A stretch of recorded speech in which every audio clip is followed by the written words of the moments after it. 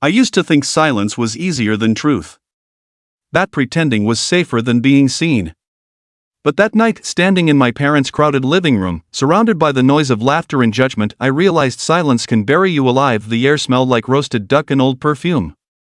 My mother's voice sliced through the chatter, "Lena, come here."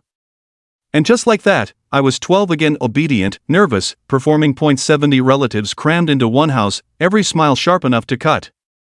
My glass of cider had gone warm in my hand. I knew what was coming before she even turned toward me. "Tell everyone about your new job," she said, smiling like a woman showing off a trophy. I kept my tone flat. "I work at St. Matthew's Hospital."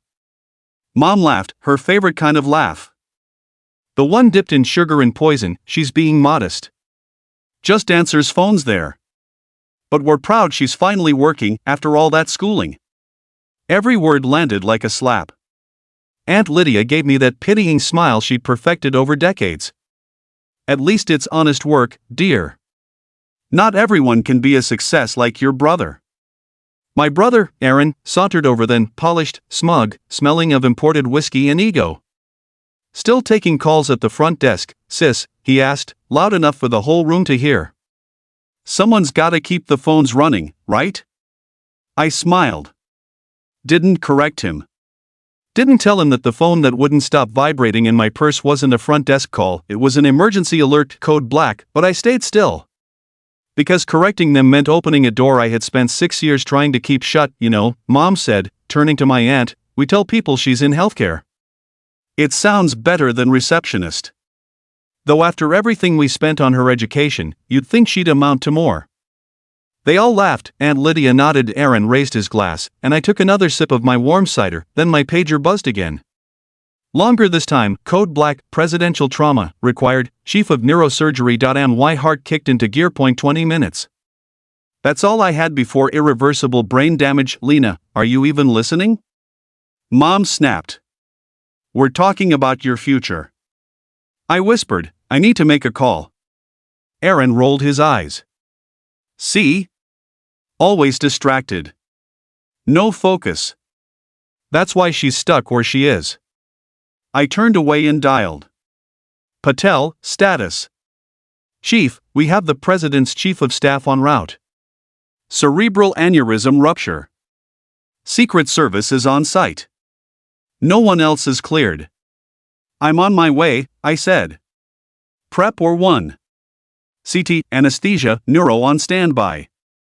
No one touches him until I get there." When I turned back, the room had gone silent. Dozens of faces staring at me like I'd just spoken another language. "Who was that?" Mom asked. "The hospital," I said, slipping on my coat. "Emergency. Christmas Eve overtime?" Aunt Lydia tooted. "That's terrible." "Typical entry-level stuff," Aaron muttered. Then my phone rang again. "Dr. Lin," I answered. Everyone froze. "Dr. Lin," the voice said, "this is Director Hayes. The Secret Service confirmed your clearance. We're locking down the OR. ETA? 14 minutes. Keep the media out, and tell them nothing leaks until I say so." "Yes, Chief." When I hung up, the room was so quiet I could hear the clock ticking over the piano. Mom blinked. "Did that man just call you Chief?" I slipped my arms into my coat. "Yes." "Chief of what?" Aaron asked, his voice cracking with disbelief. I paused at the door.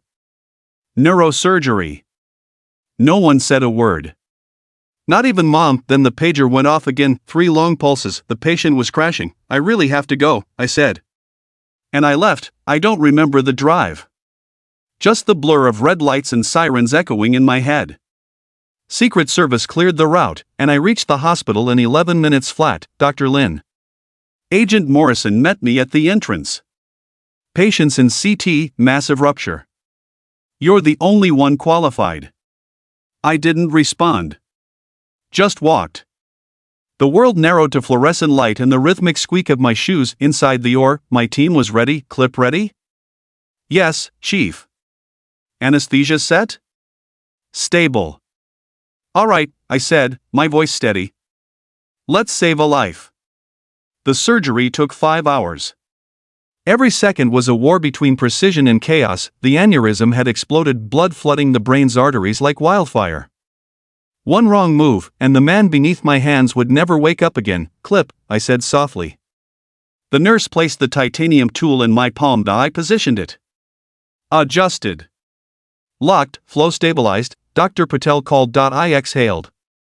Then we're done. When it was over, I stripped off my gloves and stepped into the hallway. Director Hayes was waiting with a government official in a tailored suit. Dr. Lin, he said, shaking my hand. On behalf of the president, thank you. I nodded. Just doing my job. He smiled faintly. Your record is extraordinary. Youngest chief of neurosurgery in the country.